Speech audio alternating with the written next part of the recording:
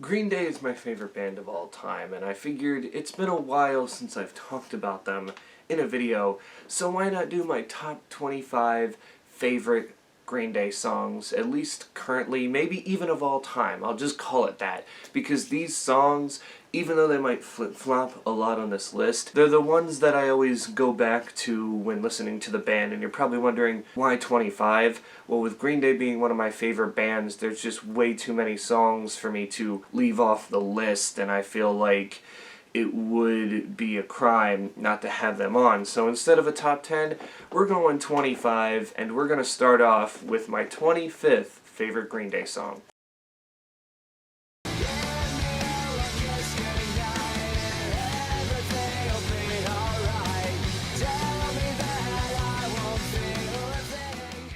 A lot of people don't like this one off of American Idiot, but to me, I feel like it's a nice change of pace for things, where the first 6 songs on American Idiot are definitely more, heavier, not even fast-paced, but, they do a lot for you. And then you get to Gimme Novocaine, which, until it gets to the chorus, it's just a lot of, acoustic guitar, and I think flows very, very well, and it goes right into She's a Rebel very nicely, so that's something, too. It's just the transition from one song to another that does really, really well, and I, for one, will defend this song until the end of time.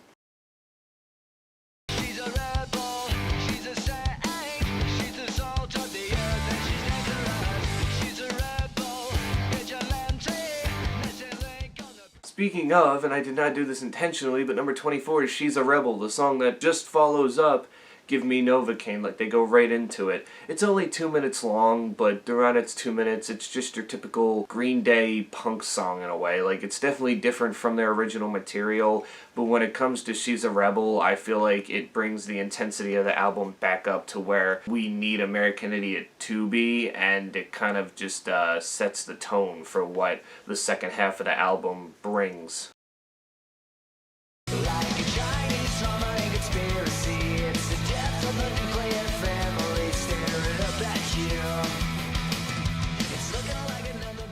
Number 23 is Nuclear Family, the intro to Uno. I mean, when it comes to the Uno Dos Tres trilogy, I always say that Uno is the best just because it has a lot more songs from that album that I go back to. And this is definitely one of them. I think it's a decent kickoff. It's them trying something different, but it still sounds like Green Day. Like, you can definitely still pinpoint who it is just by the bass line, the guitar riff, and just the catchiness of the song overall. It just feels like Green Day of that time. It's one of the times in the 2010s where they actually hit very well with the song.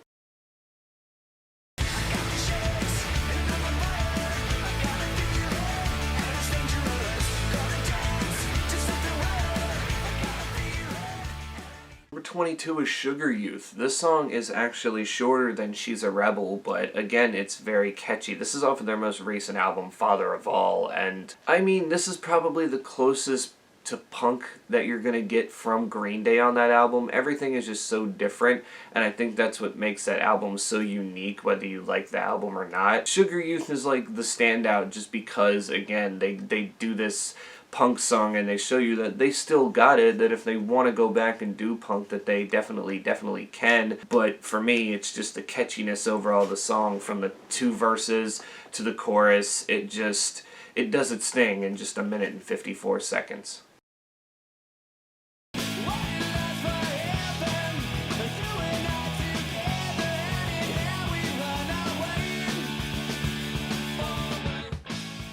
Then we have Going to Pasalaquea. If I'm saying that wrong, I apologize, but this one is actually off of their first record, 1039 Smoothed Out Slappy Hours. Well, it's off of an earlier EP, but that first album is like a compilation of, I think it was like stuff off their first 4 EPs or so, and they just made it into one big album. It's definitely really, really catchy. Like, I actually wouldn't really call this song punk. It's more just of its time. It's a 90s alt rock song with a catchy chorus, and you can definitely tell that they had a low budget when it came to recording this album because they weren't necessarily with a big studio yet, so the sound may not sound like it's aged well, but it's still a great song nonetheless, so one of the more underrated in the Green Day catalog.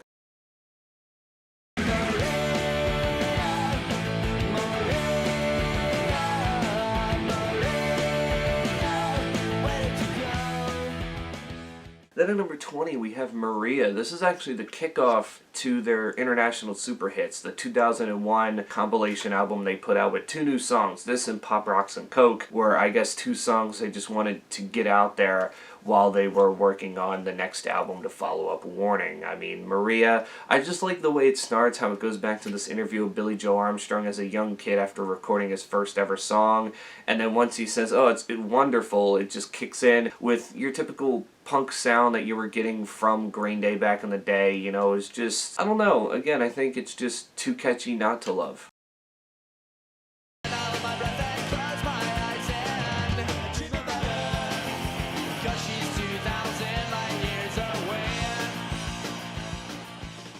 19 is 2,000 Light Years Away off of their second album, Kerplunk. I've always liked this because it's kind of like a love song about a long-distance relationship, a long-distance partner, and he's saying, I want to love you, but we're just so far away that what's even the point? I think this song was made for the person that would end up being his future wife, so in the end, they made it work out. That's pretty cool, but again, I think it's one of the more underrated off of their earlier catalog that nobody really talks about. I got a rock and roll band. I got a rock and roll life. I got a rock and roll girlfriend and another ex-wife. 18, we have Homecoming. This is the second to last track on American Idiot. It's another one of those long 9-minute thrillers that they have on that album, and I mean, I must say, for what it is, it takes you all over the place, but it does a good job, and I do believe this might be the first time where you actually hear all 3 members sing on vocals. You know, Billy Joe Armstrong obviously starts it off and does most of it, but then you get a section where Mike Dirnt gets to sing, and then you get a section where Trey Cool gets a little singing part. Like, it's pretty cool that we got to hear all 3 of them on a track all at once. It showed you the creativity they were willing to go, and they were willing to show you that, hey, we don't need Billy on vocals to carry a song or carry a portion of the song. We got 2 other talented men who can do it just as well, and to me, their parts are probably some of my favorites. I mean, especially Trey Cool's. I've always liked his part just by how fast-paced it is and just catchy, and his grouchy vocals kind of fit what the atmosphere of that part in the song was going for. It's a masterpiece that, again, nobody talks about that much. I'm not growing up, I'm just getting down, and I stepped in line to walk amongst the dead. Number 17 is Burnout, the kickoff to the popular album Dookie, that album that really kick-started their career. This song obviously is about smoking marijuana, but with a band called Green Day, are you actually surprised? No, not really. I think the fact that it just kicks right off with the drums and Billy Joe Armstrong singing with that catchy chorus shows you what the album Dookie was going to be about.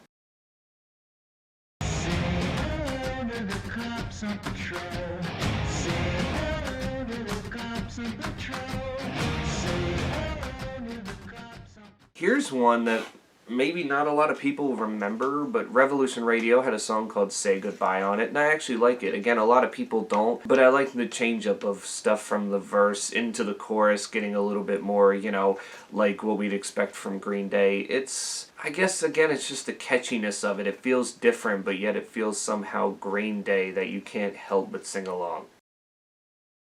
Like shadows, only one that walks beside me. My shallow heart's the only thing. 15 is Boulevard of Broken Dreams. You're probably surprised it's this low, but you know, when you've heard it so much, it definitely does drop on your list a bit, but it's still a good song. I love it, and it just does, it does a lot for me. It's a song that follows up Holiday, like right afterwards. I think it's a good segue into it, and it's one of the most popular songs for a reason. I mean, this song defined a generation of, I guess you can say, emo kids in a way. Like, it really kickstarted that movement of Green Day going from pop punk to more of an emo alt-rock type. It was definitely a different time, a weird time, but we all got used to it.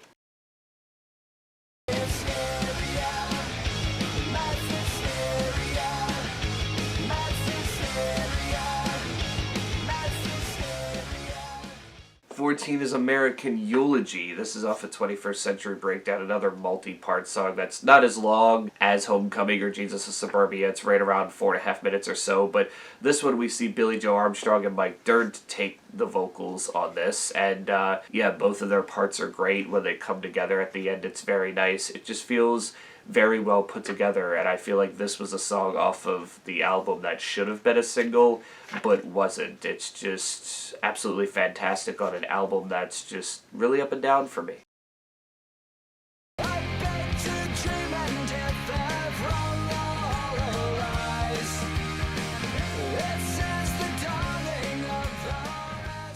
Then we have Holiday, the song that comes before Boulevard of Broken Dreams on American Idiot. What can I say? This is a classic. It's not punk by all means, but it's got that intensity that you would expect from Green Day and that just political charge I guess they were going for. Like, they had tested the waters on Warning a little bit, but with American Idiot they were just ready to let it go, and I think with Holiday they did an excellent job.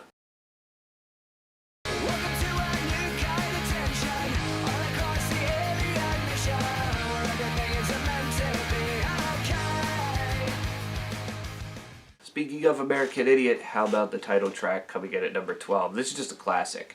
This was the first song from them I ever heard, the song that attached me and wanted me to go listen to the album, plus the stuff that they did before. I mean, it was just the intensity of it. It's like I'd never heard anything like that before when I had first listened to it. It was just, like, it blew me away. It's short, but it's sweet, and my God, it is. They are pissed off. You could tell that they are pissed off, and you can't help but agree with them.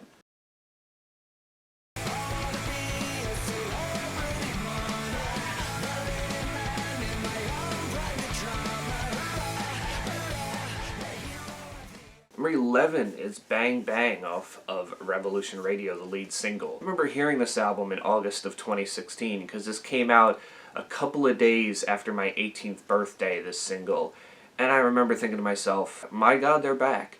After the Uno Dos Tres trilogy was just so up and down, they came back with, I think, the high intensity song that they needed. Like, Bang Bang was the one that still gave us hope that, oh, okay, this isn't going to turn out like Uno Dos Tres. This is actually going to be enjoyable. Maybe not all of it, but it's definitely going to be close to the levels of what they used to do in some way or another. Like, we weren't hoping for another American Idiot. We were just hoping for something that was going to be more tolerable than the trilogy, and it definitely did its job. And to this day, I feel like it's one of their most underrated singles 6 years later.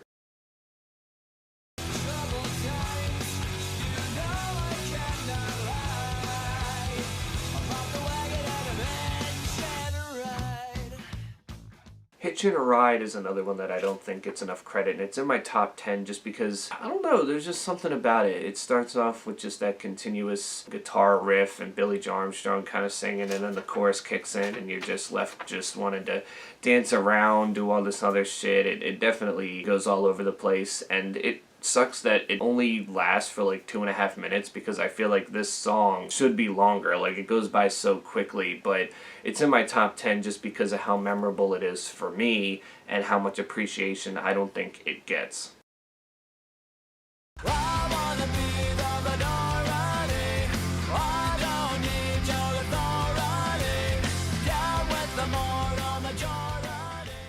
Nine is Minority. I've talked about this before. Warning is a really good album. I think over the years, Green Day fans have come to like it more. It's basically Green Day's version of 1,000 Suns. When it first came out, people were like, what the hell is this? But down the line, it started gaining this cult following to where we were like, you know, maybe we were wrong about it. And this came out at a time in their careers where Green Day, they were kind of on the decline a bit. I mean, after releasing Dookie, Insomniac did okay, Nimrod, you know, had its moments. But by the time Warning came out, it seemed like nobody was really caring that much about the band, and I think the fact that they added like acoustic guitars and harmonicas on Warning was a little too scary for some fans to take, but they still go the punk route here, especially on this song, and I mean other songs they do too. Granted, it's definitely way different. I would say this album is just completely different from anything they've ever done. Even the stuff on Father of All still sounds like Green Day, but on Warning,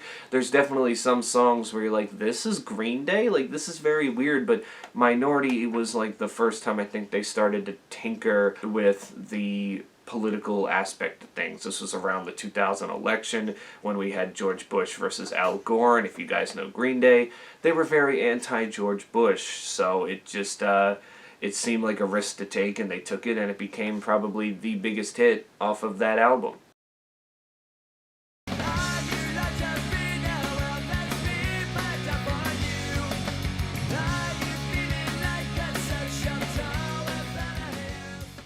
Number 8 is She, probably the most well-known Green Day song that isn't a single, mainly because it feels like it is. They play it pretty much every live show. They played it when I was there to see them at the Hella Mega Tour, and a lot of people look for a music video for this because like, oh, it's so popular, it's got to be a single. No, it's there, but it's a great song. It's short, a little over 2 minutes, and I just, you know, once you hear that bass line, you just know you're in for a good 2.5 minutes because the song is just that good.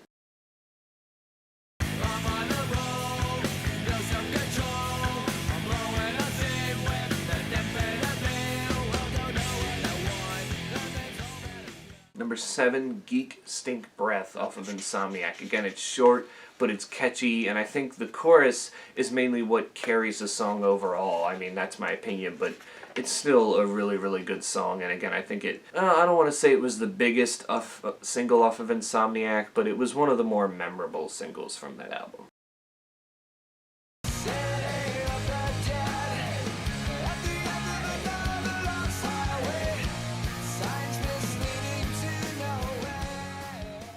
Number 6 is Jesus of Suburbia, the 9.5-minute epic, the song that comes right after the title track. Like, they waste no time just giving you an adventure. I mean, it's split into 5 parts, each part very unique in its own different way, and when I saw them at the Hella Mega Tour and I saw that they were playing the song in its entirety, I almost died because I did not think they were going to play it. I'm like, there's no way they're going to have time to fit a 10-minute song into the track list. There's just no way.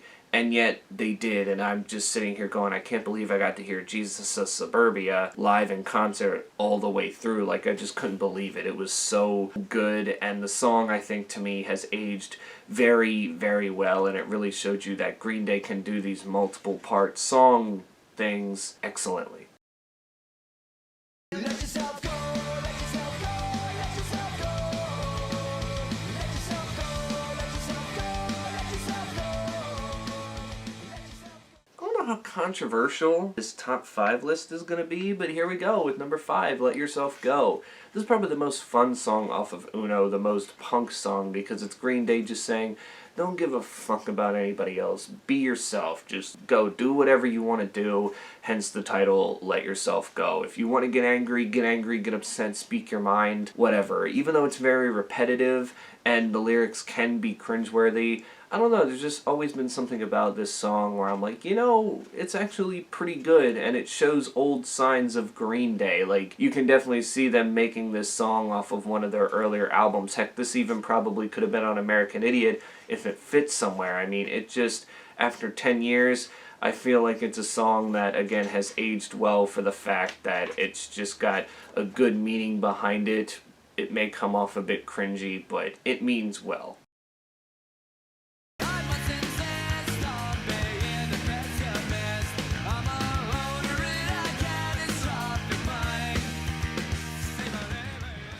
Number 4 is Armitage Shanks, the kickoff to Insomniac, one of the most underrated Green Day albums, and one of the most underrated Green Day songs. I feel like people don't talk about this song that much. It's just the perfect way to kick things off. I mean, it kind of has the similar thing to Burnout, where you get this drum intro coming in, and then Billy Joe Armstrong kicks it off, and it just has, again, catchy chorus.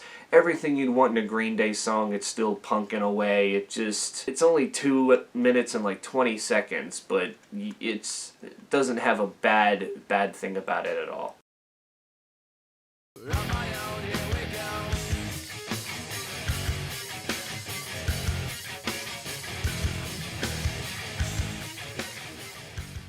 Number 3 is Brain Stew. We're sticking with Insomniac. Brain Stew is probably the most recognizable song off of that album. Most people sometimes won't recognize it's Green Day unless you tell them, because it's more slower than usual for them, at least what they were doing back then. But yeah, I think it's that guitar riff again. Once that kicks in, everybody knows what to sing. They know what it is. It just, 27 years later, people seem to just adore this song more and more. And the song that follows it up, Jaded, it definitely feels like one of those multi-part Green Day songs where, oh, here's the slow stuff, now we're gonna get into the fast stuff. Like, it just, throughout its whole entire just running, it's been one of my favorites.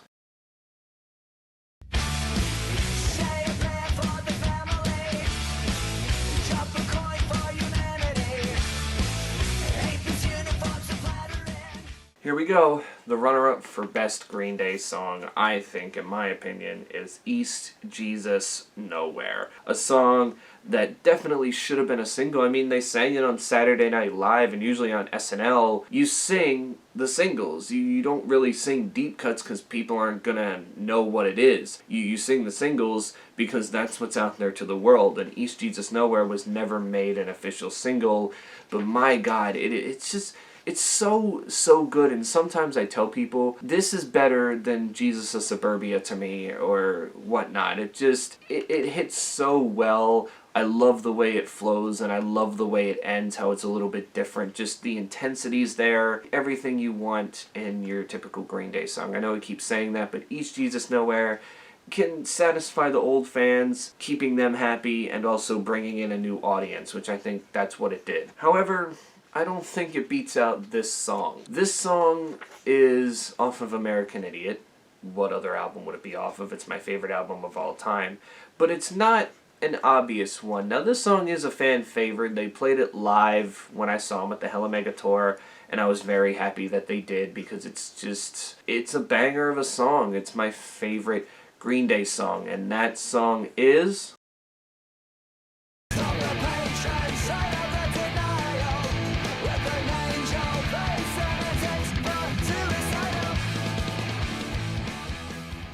There's just something about St. Jimmy that just does it for me. I really don't know what it is overall. I just feel like when I listen to it every time, it never gets old. It's one of those Green Day songs that I can just listen to 100 times in a row and not be tired of it. I think it's just because the song it comes after, which is Are We the Waiting, it just kind of like brings a whole different intensity. Like, you're expecting something else, and then it just goes right into that excellent guitar riff at the beginning, into Billy Joe Armstrong singing. Like, it's so recognizable. And again, this is one of those songs where I was like, how did you not make this a single? People love it. Like, this is your hardcore Green Day. There's nothing else to be said about it. It just has that oomph to it that really makes it stick. So yeah, that was it for my top 25 favorite Green Day songs. You can tell me in the comments below, what are some of your favorite Green Day songs from the band? You don't have to give me a top 25, but you can give me a top 10, top 5, whatever, or maybe just tell me some songs that were on my list from Green Day that you actually enjoy. I'd be very interested to hear your takes on some of them, and heck, you can even comment on my list. Go from 25 to 1 and be like, agree, disagree, whatever, or maybe you'd place it somewhere different on the list. I don't know, but yeah, that's it for me. Stay safe out there, wear your mask, get vaccinated, and I will catch you all in the next one.